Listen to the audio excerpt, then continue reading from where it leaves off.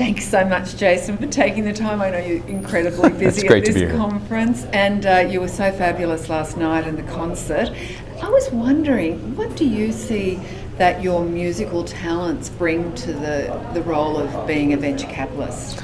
Well, I think if you're going to be a good musician, you have to be emotionally present. I think you have to be able to in touch with your feelings, otherwise you're going to come off as stiff. And I think having that self-awareness helps me look at other people and maybe help them through the issues. At the end of the day, startups are all about the people, right? The technology and all that stuff, that's actually the job number 2.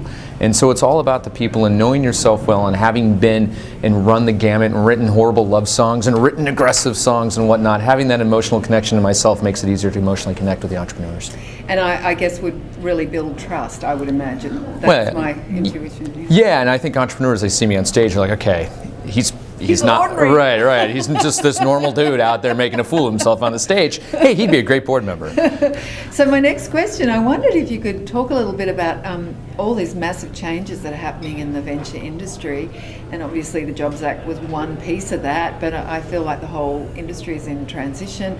This conference obviously is a fabulous indicator of the possibilities, because obviously with change there's positives as well as the resistance and the difficulties.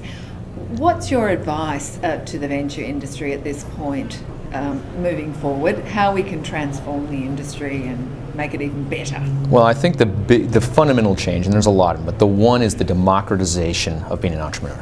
Okay. You don't have to be in the Silicon Valley and have to raise $5 million to start a company.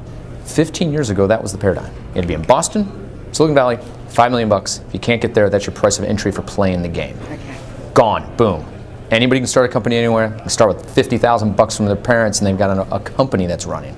So the venture industry has had to adapt and react to that, both moving earlier and doing things of smaller size, spending a lot more time mentoring. That's what the office hours is about. VCs are spending much more time just mentoring even people they'll never invest in, just because it's the right thing to do.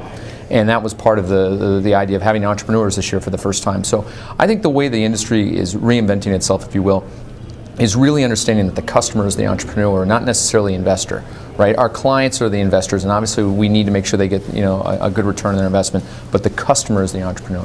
Fabulous. Well, I'm sure with people like yourself and Brad at the head of that spearhead of innovation, that things will go really well for the industry. Thank you so much. Thanks. Great. Perfect. Thank you so much.